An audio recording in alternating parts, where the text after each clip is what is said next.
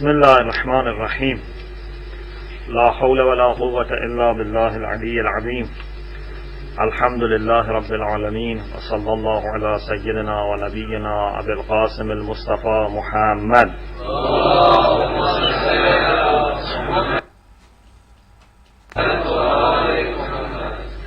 وعلى آله الطيبين الطاهرين لا سيما بقية الله في الأرضين أجل الله تعالى فرجه الشريف.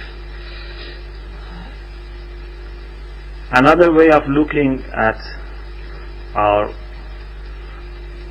spirituality is to consider that we are in a journey. We all have been created by Allah subhanahu wa ta'ala, and this creation is a sort of separation from God in a sense. Before we were created, we were not separate from Allah subhanahu wa ta'ala. But now that we are created, we have been given chance by Allah subhanahu wa ta'ala to return back to Him. Inna lillah wa inna ilayhi raji'un. So we are among the very, very few and limited group of creatures of Allah subhanahu wa ta'ala who have been given this chance to increase our closeness and proximity to Him. Other beings usually have a very fixed place. Even angels, they have fixed place. Ma minna illa lahu maqamun ma'loom. All angels have a very fixed position. They cannot be promoted. They cannot upgrade themselves. But human beings and jinns, as far as we know according to the Quran, jinn, these two, and maybe others we don't know, but at least these two are given free will and they have been given chance to upgrade themselves and get closer to Allah subhanahu wa ta'ala. The question arises here, how is it possible to return to Allah or to make journey towards Allah subhanahu wa ta'ala and at the same time believe that Allah is always with us? هو معكم أينما كنتم. Is it a contradiction here? We say that Allah is always with us, but on the other hand we say we are separate, we are far, and we must make our journey to get closer to Allah subhanahu wa ta'ala. The answer is that Allah is with us, but we are not with Allah. You don't find in the Quran saying that you are with God, you are with Allah. You have many cases that Allah says He is with us as general rule, or in particular cases. For example, the Prophet Musa alayhi salam said, Inna ma'iya Rabbi.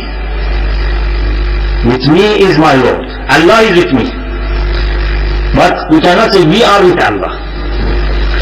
And this solves a question, a problem that sometimes people ask. A very profound Quranic idea. Refuting the idea of Trinity, Quran says, لَقَدْ كَفَرَ الَّذِينَ قَالُوا إِنَّ اللَّهَ ثَالِثُ ثَلَاثَةٍ. Those who have believed that Allah is the third of the three have gone astray. They have become kafir.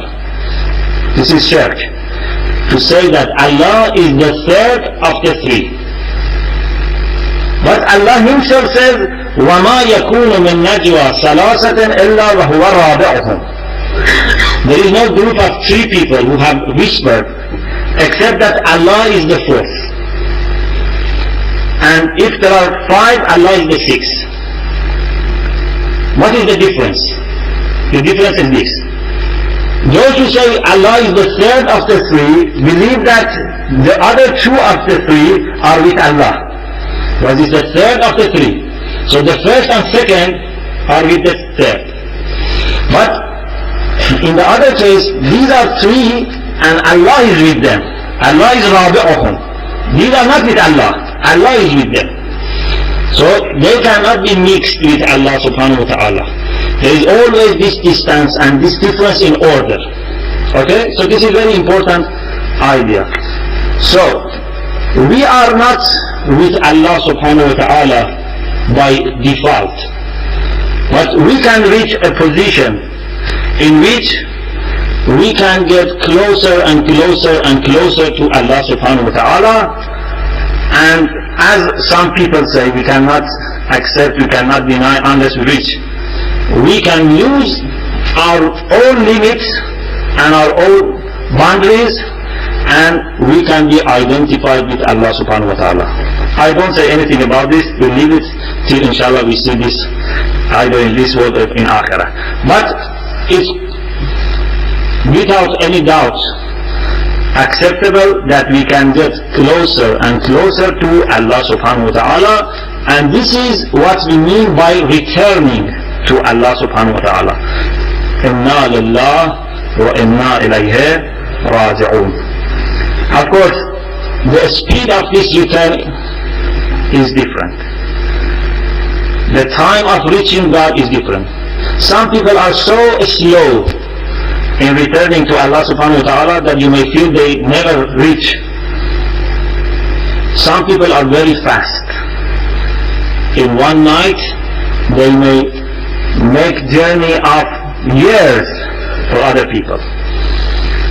In the night of Qadr, it's possible that you make a journey that people may make it in years, because we believe that the night of Qadr is equal to 1,000 years or more, of course excluding nights of Qadr from those 100 years. 100 years without nights of Qadr can be equal to night of Qadr. So whatever you do in this night can be echoed, can be projected into 1,000 years. So if we optimize our use of night of Qadr, it can be very, very useful and very, very golden opportunity for us, and maybe inshallah we can talk about this later. So this journey towards Allah subhanahu wa ta'ala can be taken, can be made in different speeds, in different directions. Some people take the shortest route. Some people take some roads which are not direct, different. Some people may go backward, but in the end they will be forced to go back. They will all reach Allah subhanahu wa ta'ala. But it's a matter of whether you choose yourself or they will force you to go back towards Allah subhanahu wa ta'ala. So we want to see what is the best way. Imam Sajjad alayhi salam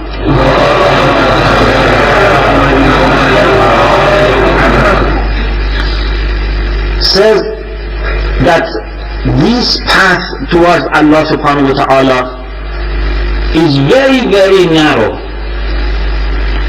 for those people who have not been guided by Allah subhanahu wa ta'ala. It's very, very narrow. You see how many schools of thought, how many ideas, how many mazhab are there, because they have not been able to find the right path. سبحانك ما أضيق الطرق على من لم تكن دليلا. What a narrow path is for those who have not been guided by you. It's very, very narrow. It's very difficult to find your way. But وَمَا أَوْضَحَ الْحَقِّ عِنْدَ مَنْ هَدَيْتَهُ سَبِيلًا. But what clear path is this for those who have guided. It's up to us to make it very, very difficult for ourselves to be distracted by different ideas and opinions, and in the end not to reach, or to act according to the direction which is given by us, to us by Allah subhanahu wa ta'ala and the Prophet and Imam, and then we reach very easily and very quickly. Of course we choose the second. But it's just to admit that Allah is our guide. Nothing else can be our guide. It's not easy. It's easy to say, but it's not easy to practice. قُلِ اللَّهِ ثُمَّ ذَرْهُمْ. Say Allah and leave everything aside. Can we do that? In a sense it's very easy. Because you don't need to convince yourself, you don't need to prove it. It's very clear, self-evident that we can trust Allah and nothing else. But in practice, we may trust everything, but we may not trust Allah subhanahu wa ta'ala. We have doubts, unfortunately, about Allah subhanahu wa ta'ala. In practice, not in theory.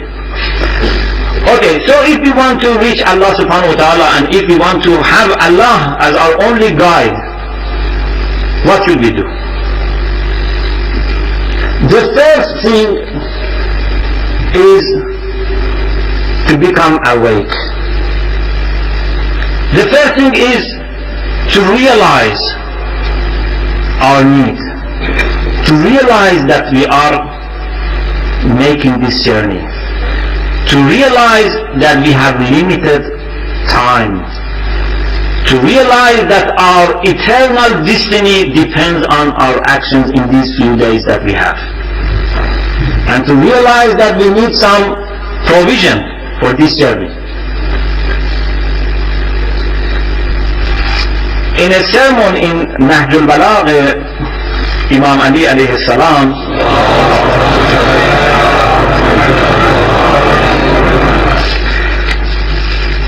says that the insightful person is the one. This is sermon 133 for those who make notes. Imam says, Wal Basir, the one who has insight. Basir means the one who has insight. The insightful person is the one who is minha mutazawwid wal a'ma laha mutazawwid. The person who has insight is the one who collects provision from this world, from this life, not for this life. The one who is a'ma, who is blind, is the one who takes provisions for this life. Of course, where he can take from provision? From his spirituality, so he spends from his spiritual gifts to take provision for this dunya. This is blind. Basir is the one who takes provision from this world for akhirah, for his eternal journey. This is Basir. In another khutbah, in khutbah 157, Imam Ali says, فَتَزَوَّدُوا فِي أَيَّامِ الْفَنَاءِ لَأَيَّامِ الْبَقَاءِ. Take provision from this life which is expiring, which is to pass quickly and expire quickly, for the days of eternity, for days of permanence. So you see, the idea of remembering that we are in a journey and we must take our provisions with ourselves to be prepared for that journey.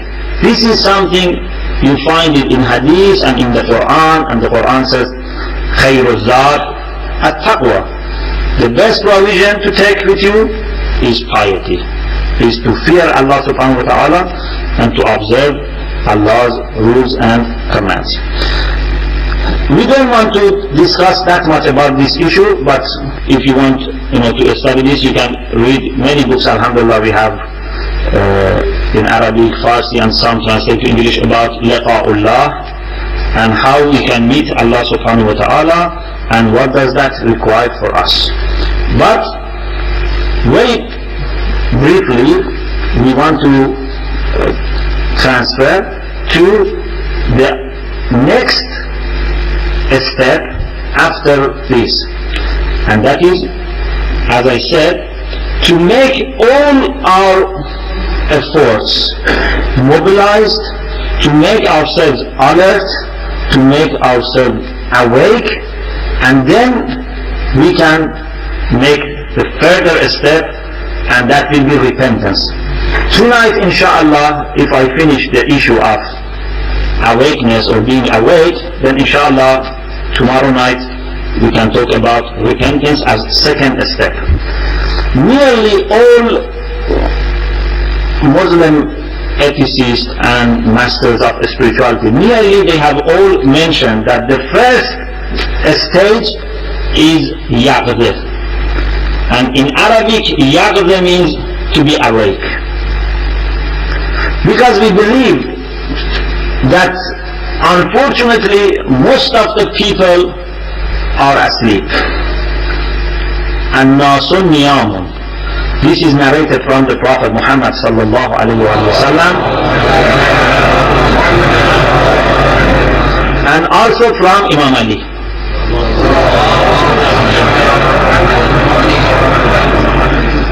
People are asleep. Even when they are awake, they are asleep. They are physically awake, but their soul is asleep.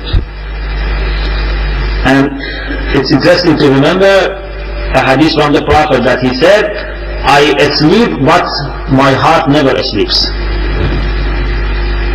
تَنَامُ عَيْنَاي وَلَا يَنَامُ قَلْبِي. We followers of the Prophet unfortunately are opposite. Even when we are awake, we are asleep. This is why we cannot understand what is to our benefit, to our interest.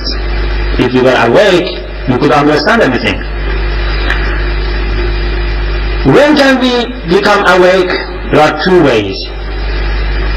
One is to wait till we die. When we die, we will be forced to awake. The pressure of death makes sleepy people also awake. This is one way. But the problem with this is, then there is no benefit, it's too late. Because then we cannot have another chance to do what is to our best. The second way is to try to become awake while we are still in this world, while we are still physically alive, so that we can use the remainder of our life in good way. And this is quite possible. This is what we call it voluntary death. You may remember a story of Sadr Jahan in Masnavi by Rumi. He says there was a very generous person called Sadr Jahan, and he was giving money to all people. Whoever went to him for money, he gave him. But there was only one condition, because he was a good person, pious person. He was only giving money to those people who asked Allah subhanahu wa ta'ala and made Sadr Jahan as an instrument in hand of Allah. So in other words, they asked Sadr Jahan to give them money because of Allah, and said, it is Allah who has given you this money to give me. But there was a person who went to Sadr Jahan and said, give me money. And Sadr Jahan refused. He insisted. Sadr Jahan said, never. I am nothing. If you ask me, you will not be granted. And this is very, inspiring. Everything in this world is in hand of Allah subhanahu wa ta'ala. If you directly ask those things to help you, they will never help you completely and perfectly. But if you ask them because of Allah subhanahu wa ta'ala, then they will help you. So this person received nothing from Sadr Jahan. He made a plan, and he thought he can deceive Sadr Jahan. So what he did was, he knew the routes that every day Sadr Jahan was taking. So early morning he went somewhere on his way and then pretended that he has died. And this is a custom that when you see a dead person, you throw some money. So when Sadr Jahan saw this dead person, threw some money for him. So he suddenly stood up and said, look, didn't I tell you that I will take money from you? But Sadr Jahan said, you didn't receive money unless you died. This is very important. Until you die. So if we die, then we can receive everything. How can we die? We should reflect on the concept of this. What does this mean? This does not mean just to have, for example, our hearts not beating, or for example to have brain death. No. Real death is to be cut off from the material world, not to be any more dependent on this material world. When you die, you are not becoming weaker, you are becoming stronger. As long as we are in this world, our soul depends on material world. None of us, except those who are very special, can do something in this world without physically being related to that part of the world. If I am here, I can move something here as far as my body is there, but I cannot do anything in other parts of the world, or I cannot be aware of what is happening in the other part of the world. This is for most of the people. Why? Because as philosophers say, human soul, although is spiritual in a sense, is material in its acts. So in its acts, it depends physical matter. But when we die, we will become spiritual in our essence and in our acts. So when you die, you understand what is happening in every part of the world. And if you are allowed, you have the power of to do what you wish in any part of the world. Of course, if you are allowed, depending on the sort of the person that you are. So by dying, we will be stronger. We will be more awake. Not that we become weaker. Okay, if someone in this world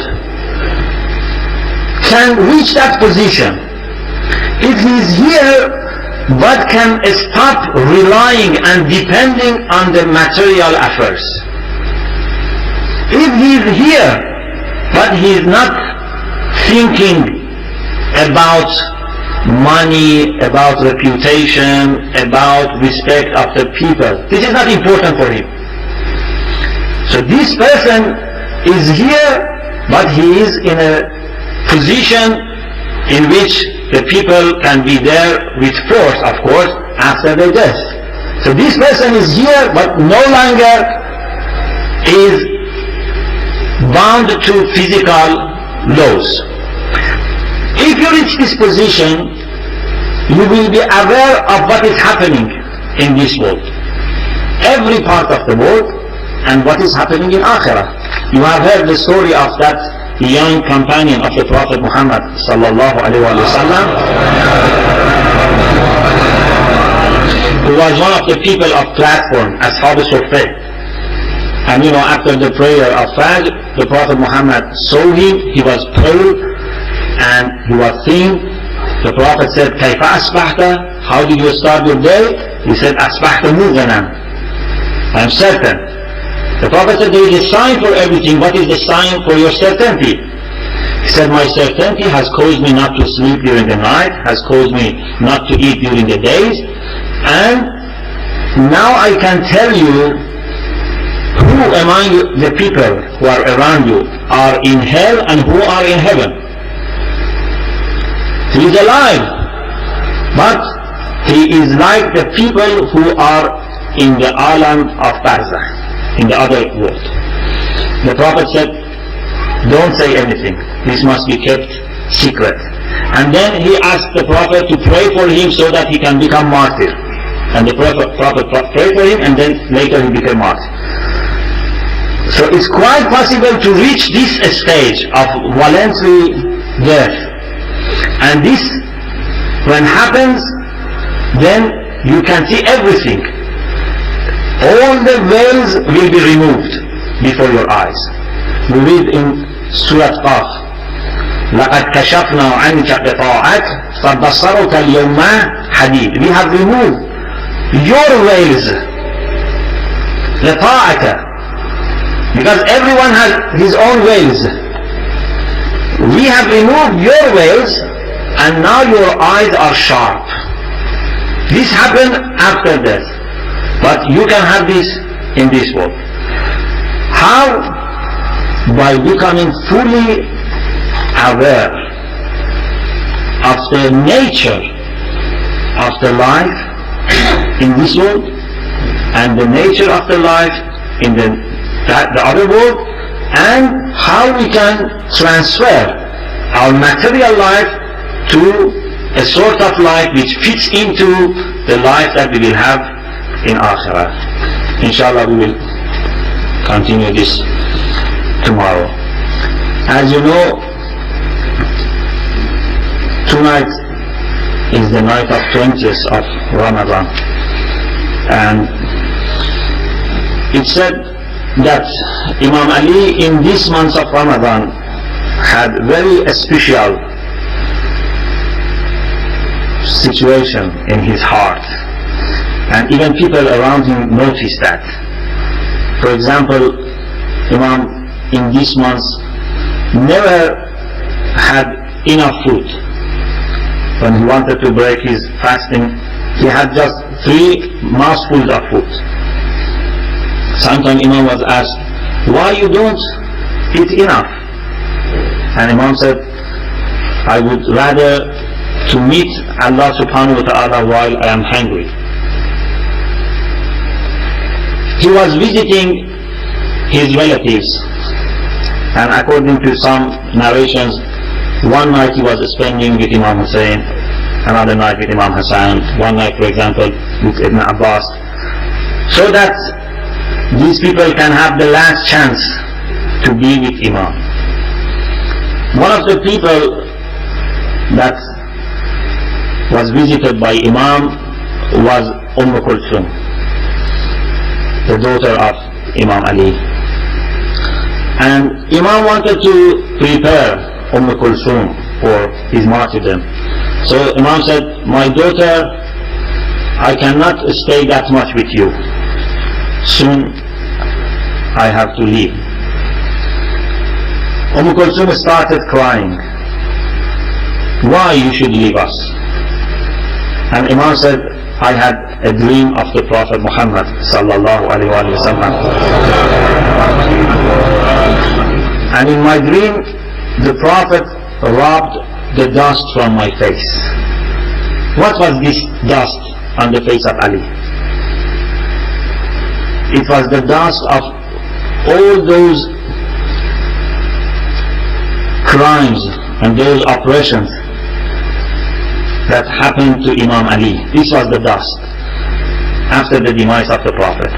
So the Prophet rubbed the dust from my face and said, Oh Ali, don't be concerned, don't worry, you have performed whatever you had to do. Now it's the time to come. So I certainly will go. In that particular night, Imam was again more and more alert and aware of what is happening. So it said that Imam was always looking to the sky, and Imam was saying, Ma kadhibtu wala kuzibtu. I never told lies, and I was never told lies. So whatever I have been told by the Prophet must happen. And when Imam wanted to go for prayer to the mosque, you know that even the birds, the bees in the house, didn't let Imam to go. They went to catch the dress of Imam, but the people went to separate them from the Imam, and the Imam said, let them. فَإِنَّهُنَّ السَّوَائِحِ تَتْبَعُهُنَّ النَّوَائِحِ. Now these are crying, and soon ladies will be crying for me. Anyway, when Imam alayhi salam went to the mosque, and Ibn Muljam, may Allah subhanahu wa ta'ala curse him and increase in his pain and punishment, gave that strike to Imam, the Shia and the companions and sons of Imam took Imam to his house. This is very sad time for Ahlul Bayt. They carried Imam. Imam couldn't walk. They carried Imam to his house. But before Imam entered the house, he was so worried about Lady Zainab that said, let me walk in myself. I don't want Zainab to see me not to be able to walk. And it was the most difficult time for Lady Zainab in all those years, to see his father coming with a head full of blood. But I don't know what happened to the lady. When he was alone, there was no Imam Hassan to condole him. There was no any other brother or sister to condole him. And instead of seeing Imam Hussein coming with his feet, she saw the body of Imam Hussein alayhi salam beheaded. Ala ra'natullah ala al-qawm al-zalimin wa saya'lamu alladhina zalamu ayyamun ghalabin yanqalabun.